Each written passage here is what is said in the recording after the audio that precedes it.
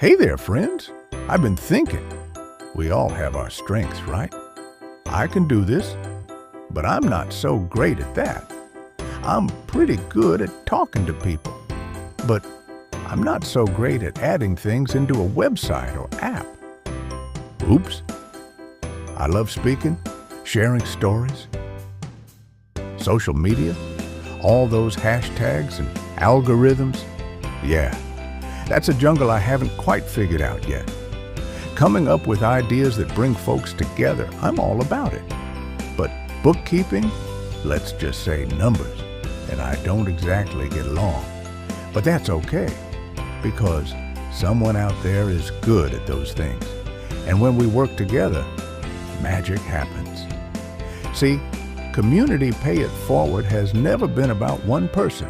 It's a program built by many to support even more. Every one of us brings something special to the table. We all have talents that make us great on our own. But imagine how much stronger we are when we bring all those talents together. That's what Community Pay It Forward is all about. Your skills, my skills, our hearts, working together to make a difference. So tell me, what are you good at? Let's find out together. Visit communitypayitforward.us and join the movement. When you join the Community Pay It Forward family, your business can be seen because people know your business will offer hope to organizations like Todd Lingle of CARES Foundation. CARES Foundation is a proud mission partner of Community Pay It Forward. CARES Foundation is dedicated to educating young drivers of the dangers of impaired and distracted driving. Every sale through Community Pay It Forward helps support incredible organizations like the CARES Foundation.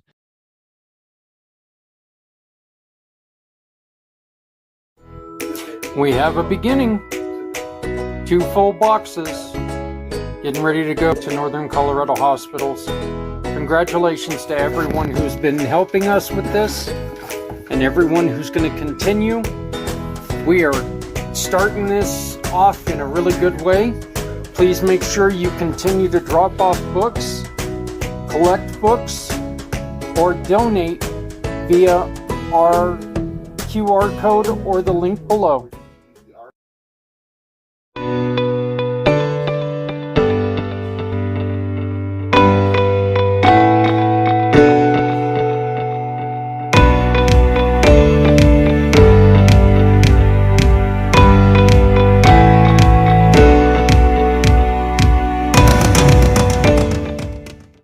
Hey, we are starting a brand new segment, brand new show, actually, with Maria Dolores of the Human Contract and the Human Constitution, which is coming out. When is that coming out, Maria? The Human Constitution, the book, you mean? Yes.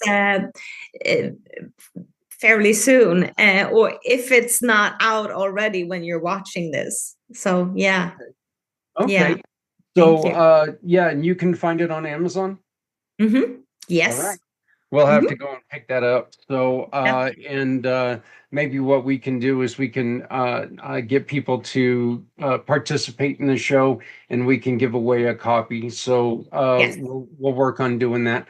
But we do have the founder of the Human Contract and the Human Constitution, Maria Dolores, with us.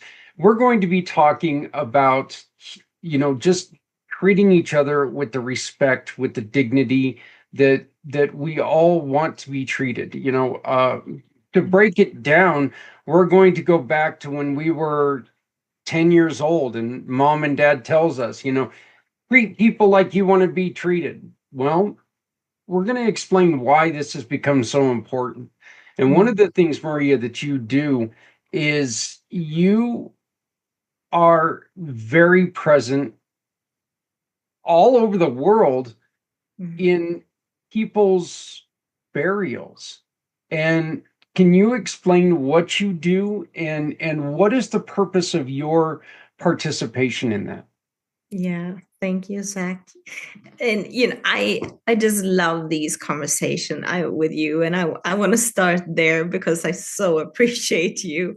And yes, so my background is actually human resources and leadership. And then in 2018, my friend asked me if I wanted to help her in her funeral business. And I started out, and Zach, I have to tell you that the first time I was a funeral representative, I was sitting there in the ceremony and I was listening, and all the songs and the ceremony itself, which is Christian, is reminding me about my grandmother. And she was born 1913. And so she was very much, everything around her life was about dignity and life. Hi, babe. Oh, that's a cute dog. So, so when I started to help my friend, it was, part of it is like coming home, but what I also experienced was to see all these different types of ceremonies. I've attended over 1,500 funerals. So I've seen, yeah, that's a lot over the years. Christian, Muslim, Buddhist, Hindu, Sikh, and also secular ceremonies. And the core theme is always about dignity. It's about respecting and honoring the life that was, but also, to remember together, and it's about the faith that I'm present with, but also people coming together. There is always the moment of when people entering, and they are, in their emotions, and it doesn't matter what type of ceremony. People come in, either if they're frozen or in grief or anger, and then when they come out, it's a relief and a gratitude, which I think is so important in times like this, with a gratitude of life and a gratitude of what was, and the memories, and seeing, all ages, the youngest being 1 day old and the oldest 107 years old. So, there's so many different reasons why we are leaving this transportation vehicle, which is the transportation vehicle of life that we have in this body. And this body is actually just experience a very, very small fraction of the richness of life. We see a very small fragment of light, and we hear a small fragment of sound, and there is so much more that we don't know, and that we cannot possibly know in this constitution, in this physical body, this vehicle that we are in. And I think it's amazing, and with gratitude for that. I know when it comes to Christian, in which unfortunately I've only ever been to Christian or Catholic funerals, and ironically, Catholic funerals have been for my neighbor next door. They've been the neighbor for my grandparents when they owned this house. And they've been a very important family to me personally as I grew up knowing the Sandovals. They were very, very important to me. But I know that it does go almost identically to the way that you were talking. People come in, they have the tears, they have the, they have the sorrow, they have the loss, they have everything. But once people get in there and they get through that, not get through, that's wrong, but once they're able to process a little bit that loss, and we start to celebrate the life, that's when the light starts coming back into people. And that's And then when you walk out, everybody is remembering those good times and remembering, you know, the good memories until that point when they go to, you know, close the casket on them the last time, if it's a Open. casket. Sometimes it's an open Right, casket. right. Yeah. So, and then that part becomes, you know, that's it. You know, that's the last time I'm ever going to see him. That's it. And that's a hard moment. But um what I know that there are different I know that there are different I guess activities during these funerals, Mhm. during for different cultures. Yeah.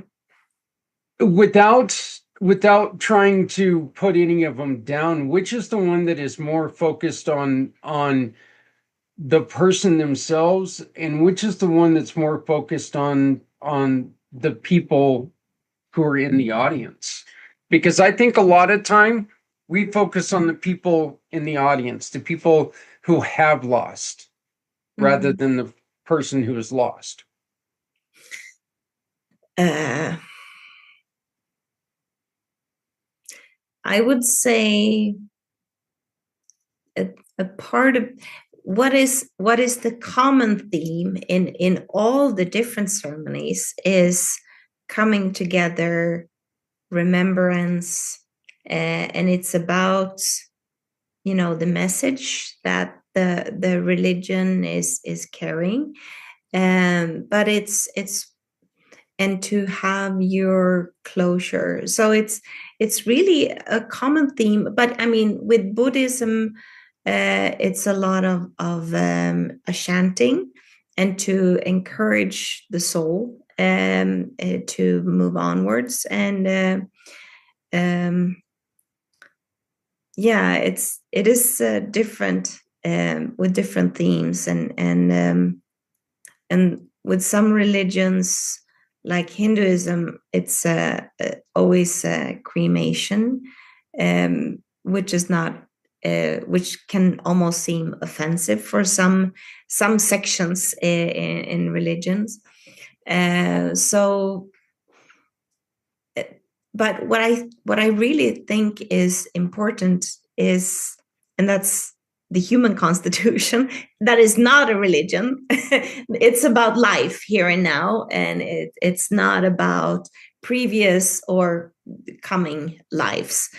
And the human constitution is, it's about to encourage us all to feel that you have the right to all your emotions. You know, I remember this young boy who came in, and his friend, who was 16 years old, he was in the casket, and he died of a cancer. This boy, 16 years old, and this friend, he comes in and he has hate in his eyes. You know, life is unfair. I hate life. I hate this religious leader, you know, the God, and life is unfair. And at the end of the ceremony, still, you know, there is a closure, and there's uh, and people just coming together is so important.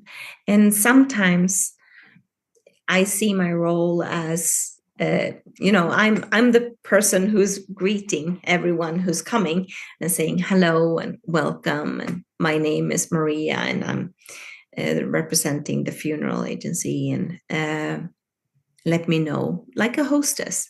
And so I see my role as both supporting the person who's holding the ceremony, whoever that is, and also to see and greet and make everyone feel seen and heard and acknowledged, and that all emotions are equally respected, and that we do have the right to our emotion, and we also have a responsibility, and the responsibility is trying to mature and to feel whatever we are feeling, and then trying to let go of the emotion.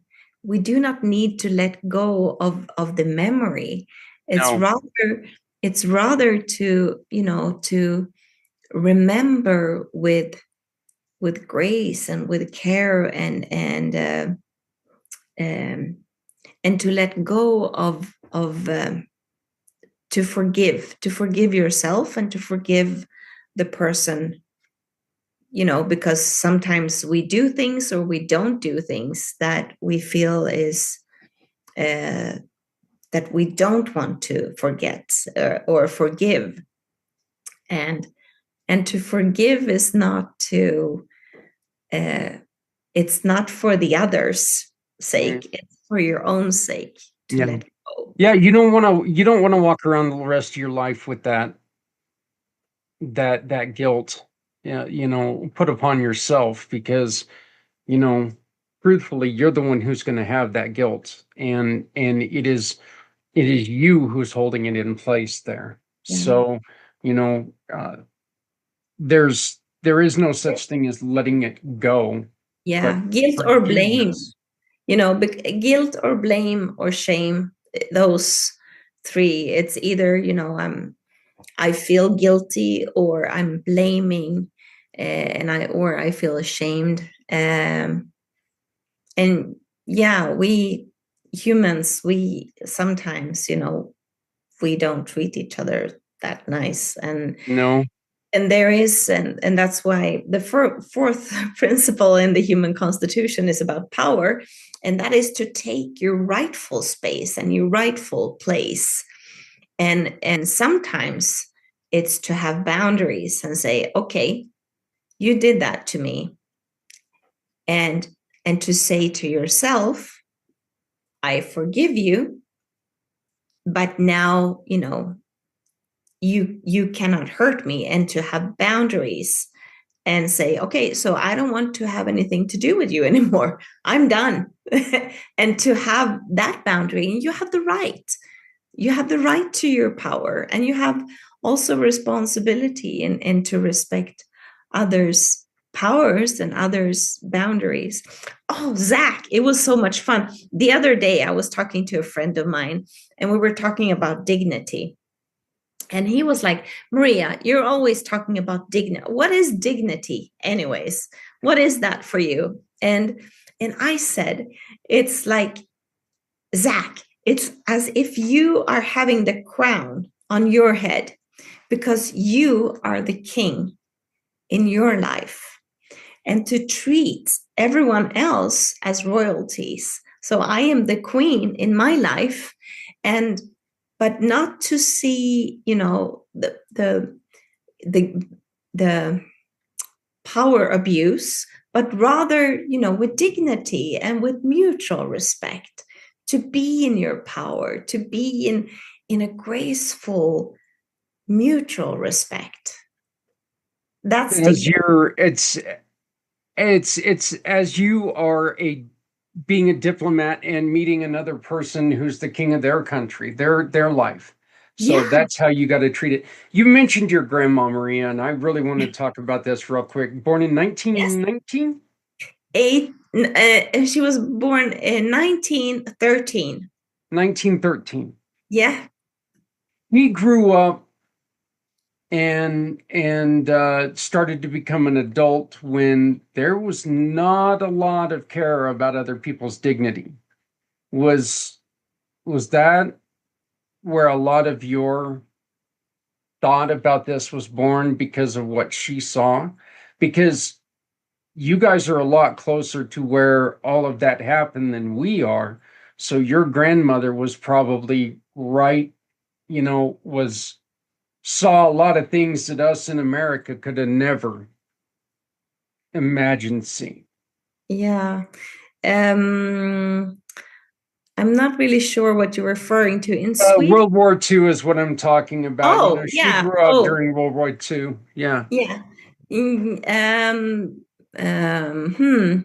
Yeah, 1913 in Sweden was very, very poor at that time. Actually, at the end of the 1800s, we had almost half the population immigrating to US. So I think we were, at that time, I think we were 4 million and people, and I think about 2 million people immigrated to America at that time. It was starvation and also no freedom of religion. So some people immigrated because of religion, and some people immigrated because of hope to America. And so my grandmother, she grew up under, it was hard circumstances. She told me about how she was carrying water from outside and in Sweden it's cold in the winters. It's freezing every winter. Now it's more mild, but so that was also during the First World War. Right, And that was so, World War One. Yeah. yeah, so when she had her son, my father, that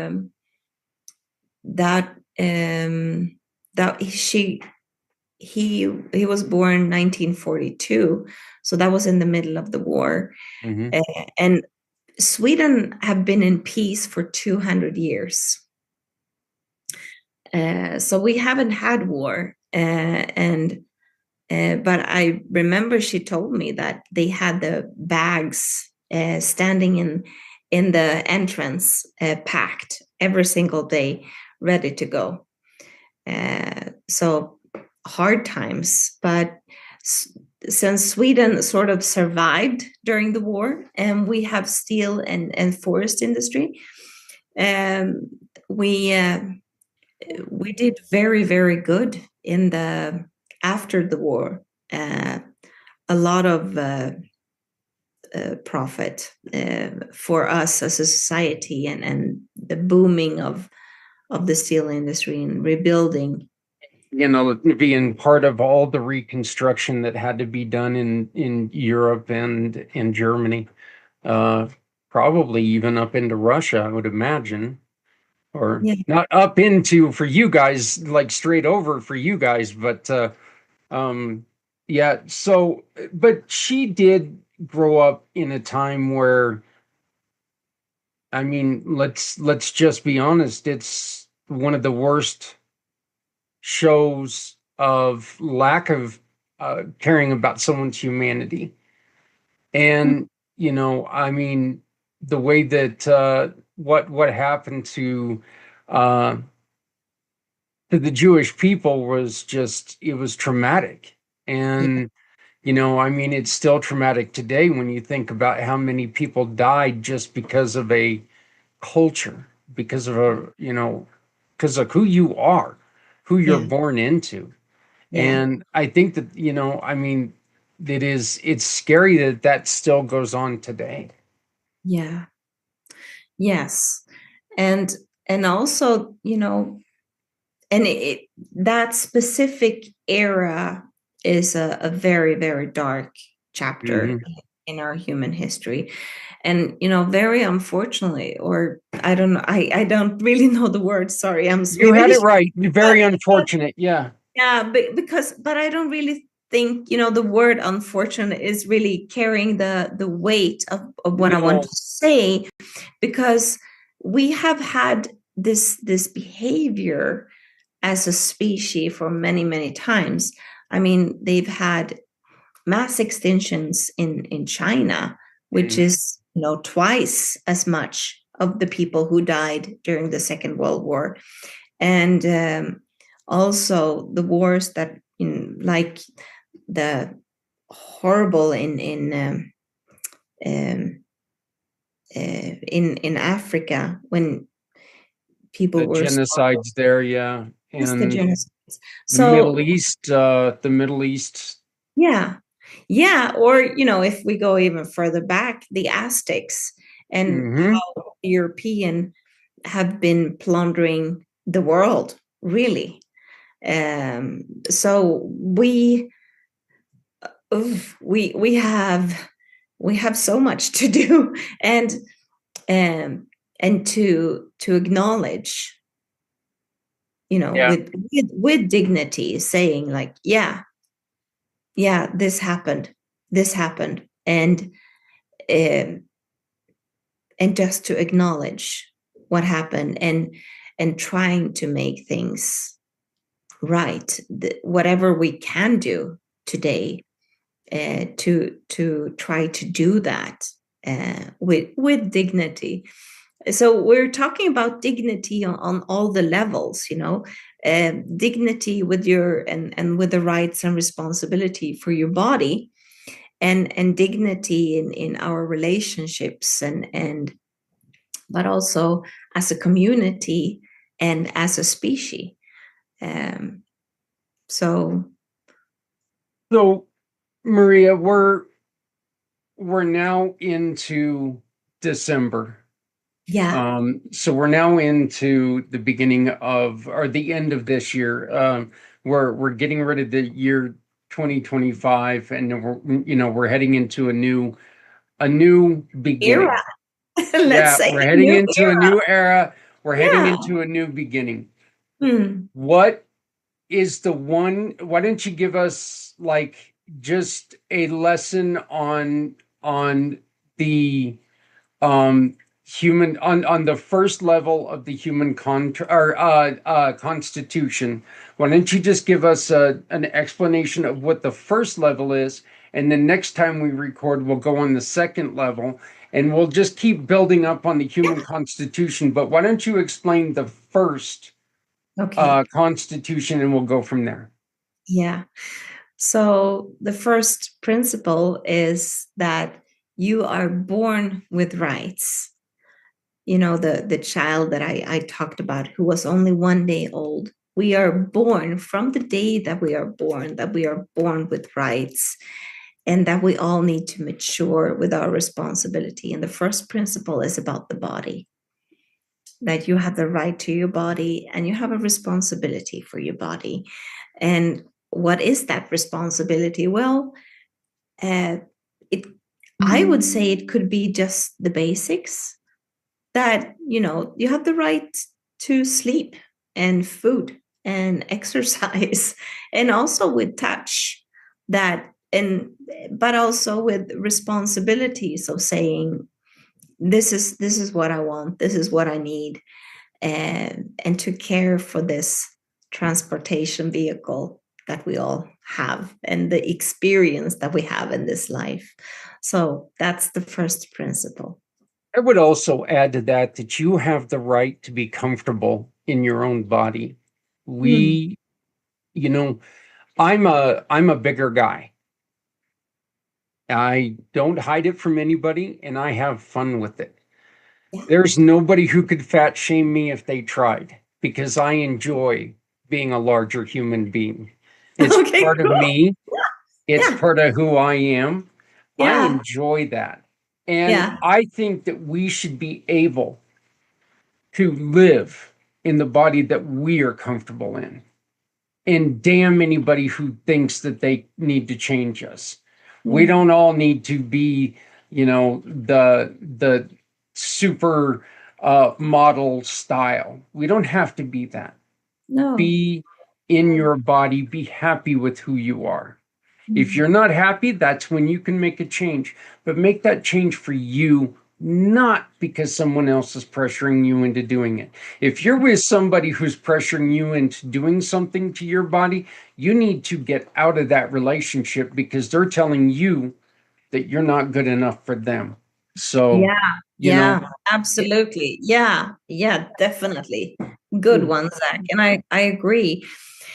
But it's from my perspective, and this is the fun or the interesting thing with the human constitution. So the human constitution is simply stating you have rights and you have responsibilities, and then it's what everything within that is your contract to yourself, with yourself, and to humanity. So how you want to interpret your rights and your responsibility for your body, but it's also with, again, dignity and respect for others' bodies, and trying to mature with dignity, and to, like you said, to feel comfortable in our own skin, and enjoy. Isn't that one of the purposes of life, isn't it? Yeah.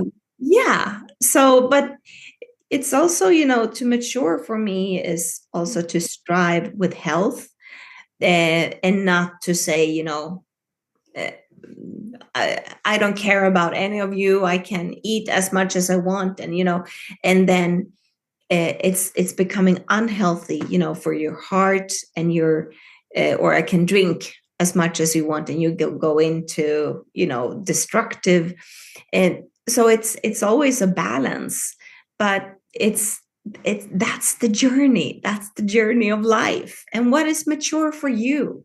What is mature for your body? I don't know. I don't know. And And that's right. and you're the point of, not blaming, not shaming, but being more compassionate. Yeah. Well, I love Yeah. this. The human contract here on the pACT channel. I appreciate it.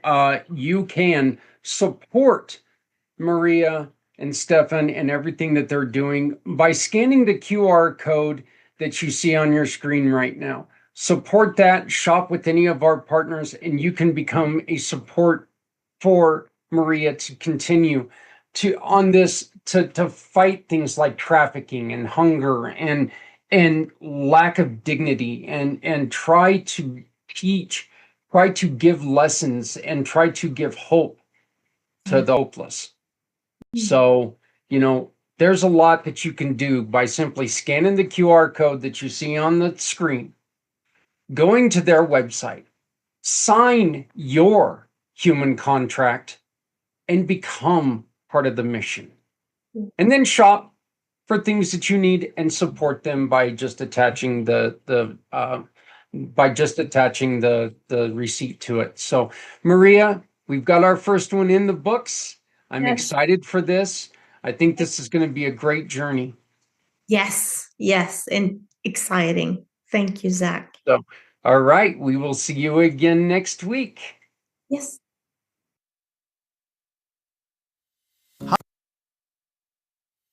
Hi, friends. I'm Barry, and this is my amazing support gang, Zayden, Avery, and Bert. We're here to invite you to something truly magical, the miracle of the season. This year, we're asking you to collect new books and board games. Yes, they must be new. And deliver them to the 2025 Chili Cook-Off, Community Pay It Forward, or your local children's ward at the hospital closest to you. These gifts will bring comfort, imagination, and joy to children who need it most. We also want you to read your favorite story, just like you would to your own kids, and record it for us to share on air. Help us by purchasing these books and board games.